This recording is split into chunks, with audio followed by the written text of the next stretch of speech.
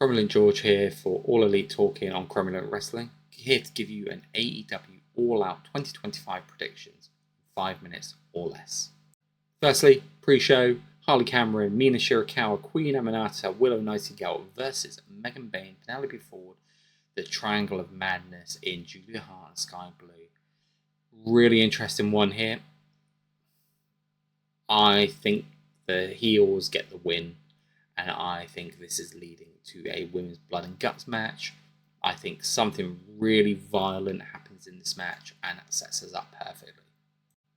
Daniel Garcia versus Katsuyori Shibata. I think this is the third match they've had now. I think Garcia gets the win, and I think this is the most decisive win that he gets against Shibata. I think his time joining the Death Riders already, even if it's only been just over a week, 2 weeks, has really kind of given him that direction that he was lacking a little bit prior to doing so. I think this gives him the edge. I think him being part of the Death Riders is going to be so great for him. This is a really good opportunity. It'll be a fun match. We've got Samoa Joe and Powerhouse Hobbs of the Ops against the Workhorsemen. Pretty easy one for me to call really here. The Ops win this, but it's going to be a bloody good match. Cope and Christian opening the show against FTR, Toronto, Canada. This is the one that I think is going to stir it up a little bit. I think people are expecting the hometown boys to get the win here, but the last couple of weeks, FTR have been the one showing their ass a little bit. They have been the one that if there is comeuppance, they've been on the receiving end a fair bit. I think these boys will find a way to get the win, and I think, judging by even the last few weeks in Philly, the heat that they will generate by getting the win will be insane. So yeah, FTR picking up the win over CNC for me. Next, we've got the Hurt Syndicate versus Ricochet and Gates of Agony. I think the Hurt Syndicate have to win this one. Ricochet's been a great thorn in the side for Bobby Lashley, for Shelton Benjamin and MVP, costing them the tag team titles. We've got the Hurt Syndicate here. They hurt people. I think they're going to hurt Ricochet. There's been talk about getting a new person, a new younger member in. I think, based on things we're seeing on social media, I think we see at least one of Private Party join, potentially Mark Quinn. But I think we see a new member of the Hurt Syndicate debut. Mercedes Moné going up against Riho. I think this one is pretty standard in who we think will win. Mercedes Moné. She's been going up against every woman possible in AEW, and for the most part, getting the win as well. She didn't get the win over Toni Storm. She's clearly up there, but she's not positioned as the woman in AEW right now. So I think a match against Riho, another former champion, will stand her in good stead and just elevate her stock so that when she does pass Jade Cargill's record with the TBS title, there'll be someone who will get a mega push off the back of that. Darby Allin versus Jon Moxley. I'm calling it Darby Allin. It's a Coffin match. Now, call me stupid, but I think that Darby just needs this big win over Jon. They've been building to this for a long time now. It's his specialty match. Mox is going to take the loss here. Mox is going to... I mean, both of these guys, they're going to hurt. They're going to bleed. They're going to fall. They're going to do everything to inflict mortal pain on each other.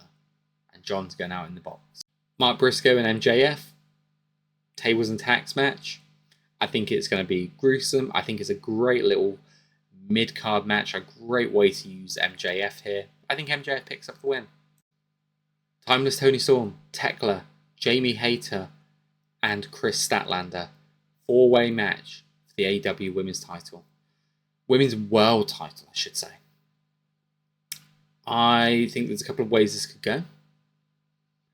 I really want to revisit Jamie Hayter versus Toni Storm. There is still the story there to be told about the way that Jamie Hayter lost her title to Toni at the end of the Outcast run. Do we get there otherwise? Do we get there with a title reign, Jamie taking the belt from her? I don't know. I think you could also have someone else pick up the win here and go off into interesting directions.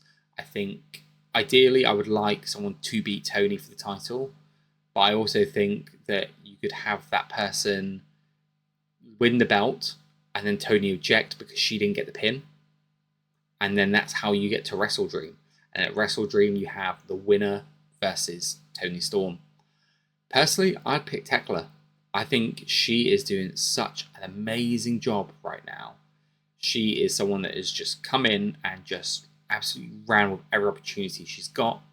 I would have her pick up the win, build up to her versus Toni Storm at Wrestle Dream, and after which Jamie and Toni then get involved themselves in a story going there.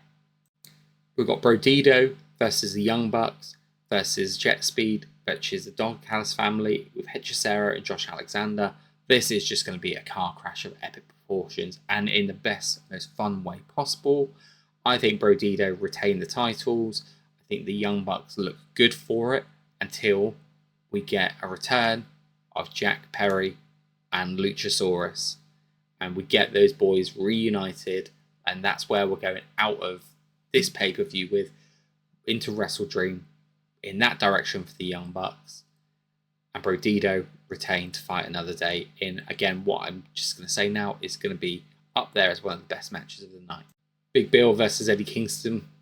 This is another one that feels pretty straightforward for me. Eddie Kingston, it's one of those moments where we want to get excited about Eddie coming back. It would have been really cool to do this as a surprise and just have Eddie come out in the middle of a match. But there's a couple of reasons I understand you don't do it that way. One, you get people excited for the return of Eddie Kingston. Even if we're not seeing him beforehand, people are getting ready to see him. That's cool in itself. Big Bill is someone that can take care of him. And for his first match back, that's what he needs. He doesn't need to have the best match in the world. He just needs someone who will take care of him, help him out in the ring, get to where he needs to be, and make him look good. Big Bill can do that. Absolutely.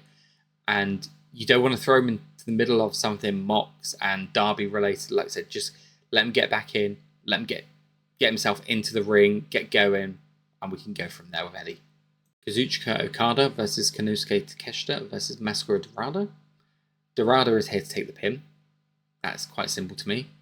Okada is going to get the pin, and Takeshita is going to have the pin, but he's going to lose the pin.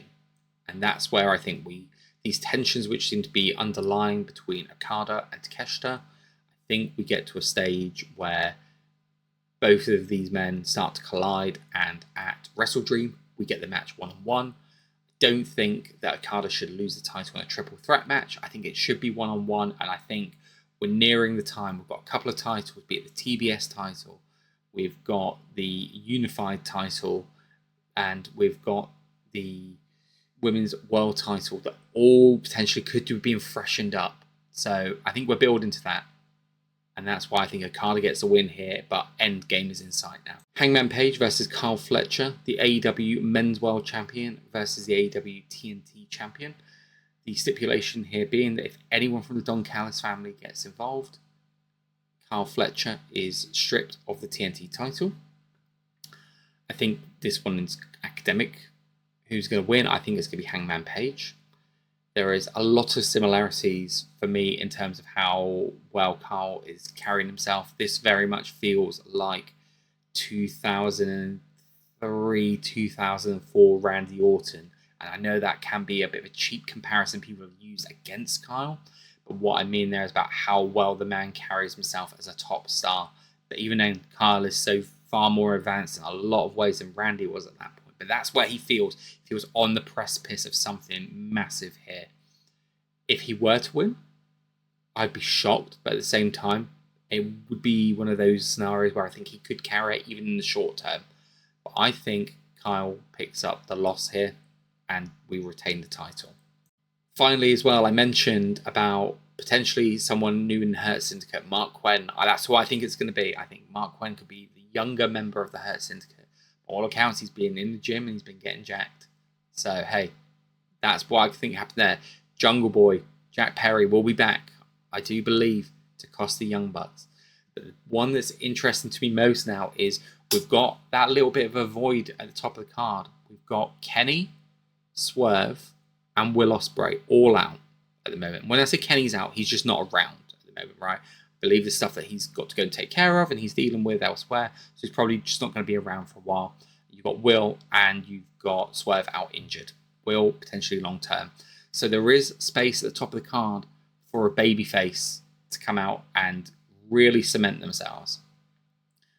So, do I see Takeshita being that guy who, in his feud with Okada, go in there? Yes, I do. I think he'd be tremendous at the top of the card as a babyface with that title, being a fighting champion. I also think the same could be said for Kyle Fletcher, and I've kind of looked at these two guys, and I don't want to see these two as career rivals. I want to see these two as friends on the same side of things.